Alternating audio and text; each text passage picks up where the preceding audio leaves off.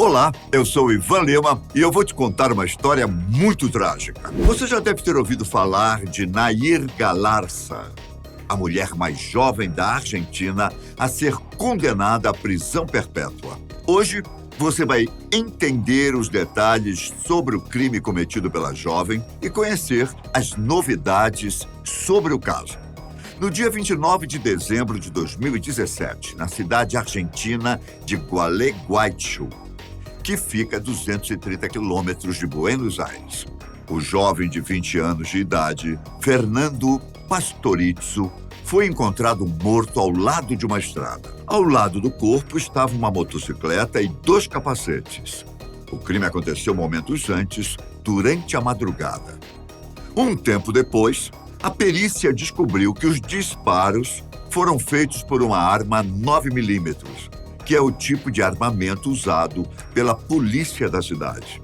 Logo, as investigações identificaram que a arma do crime pertencia a Marcelo Galarza, pai de Nair e policial da cidade. Marcelo Galarza, então, se tornou o principal suspeito. Diante dessa situação, Nair decidiu confessar seu crime, declarando que os disparos foram acidentais. Em sua versão, a jovem afirma que Fernando era ciumento, que os dois nem mesmo eram namorados, que apenas tinham relações casuais. Ela alegou também que sofria agressões físicas e verbais do Fernando. Segundo Nair, no dia do assassinato, o jovem pegou a arma do pai dela, que ficava em cima da geladeira, onde ele teria acesso. Fernando estaria armado, teria buscado a garota em casa e ameaçado Nair. Depois de uma discussão, os disparos teriam acontecido acidentalmente. Bom, essa foi a versão da jovem durante seu julgamento. No entanto, o seu relato não correspondeu com as evidências do crime. Algumas gravações de câmeras de segurança filmaram Nair caminhando durante a madrugada nas proximidades do local, onde o corpo de Fernando foi encontrado. Ela estava vestida com um capuz que tampava seu rosto, mas foi possível identificar a jovem. Outras provas que desacreditaram o relato da defesa foram dadas pela perícia. Os peritos concluíram que o primeiro tiro foi nas costas e aconteceu quando os dois estavam na motocicleta, enquanto Fernando dirigia. O segundo tiro foi no peito e aconteceu quando ele já estava caído no chão. A sentença de condenação contra Nair aconteceu no dia 3 de julho de 2018 e concluiu que se tratava de um homicídio qualificado, porque a criminosa mantinha uma relação amorosa com a vítima. Nair cumpre pena de 4 anos em uma prisão feminina em Concepción Arenal de Paraná, unidade penal 6, que fica na província de Entre Rios. Apesar da defesa de Nair insistir na tese de que a garota sofria agressões de Fernando, não houve provas suficientes para sustentar a acusação. A irmã do rapaz declarou que o irmão vivia numa relação tóxica com a namorada. Outras pessoas que conheciam o casal disseram também que Nair era uma jovem violenta e mimada. Quando cometeu o crime, ela tinha 19 anos e cursava a faculdade de Direito. Aparentemente, a garota não tinha razões para fazer o que fez. Alguns dias antes, testemunhas viram os dois em uma festa. Os dois brigaram porque Nair estava com outro homem. Durante a discussão, uma amiga dela deu um tapa no rosto de Fernando.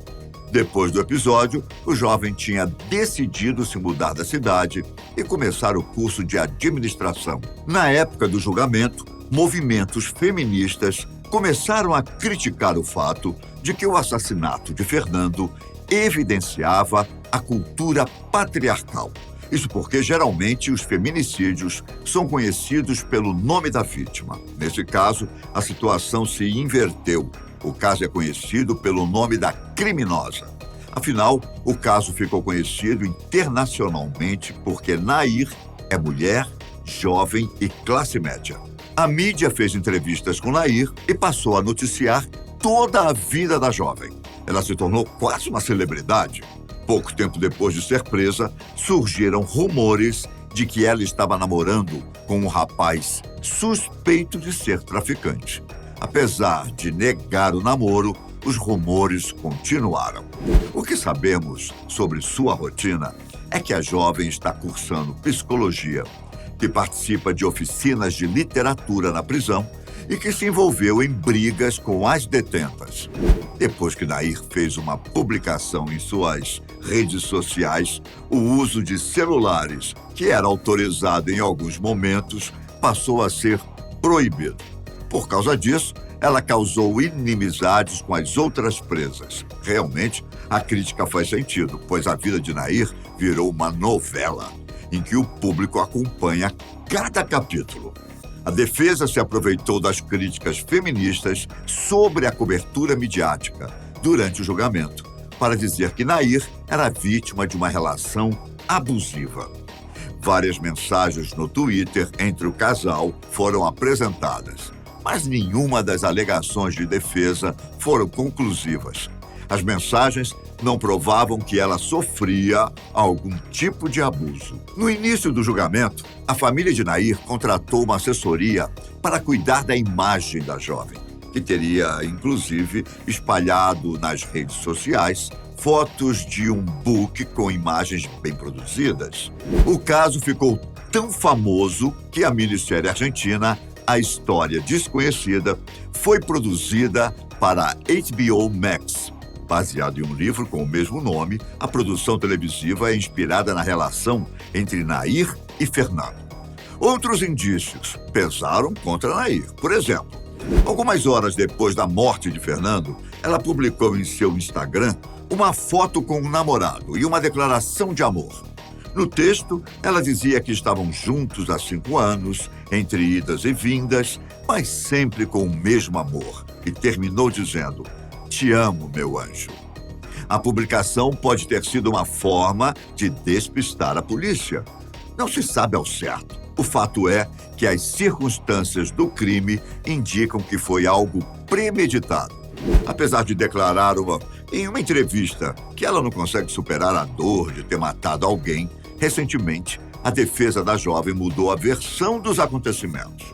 Em janeiro deste ano, a advogada Raquel Hermida Leyenda entrou com um recurso de apelação no Tribunal Superior de Justiça. A alegação é que o assassino de Fernando foi Marcelo, o pai de Nair, e que os advogados de defesa no julgamento teriam sido cúmplices. A advogada afirma também que Nair foi abusada sexualmente pelo tio paterno e que ela sofria violência de gênero por parte do pai. Não temos mais informações sobre como está a análise do recurso. O que sabemos é que o caso de Nair dividiu opiniões. Por exemplo, enquanto a conta do Instagram da jovem esteve aberta, o perfil da jovem ganhou 30 mil seguidores e sua página foi inundada por comentários. Alguns defendiam a jovem e elogiavam sua beleza. Outros a chamavam de assassina.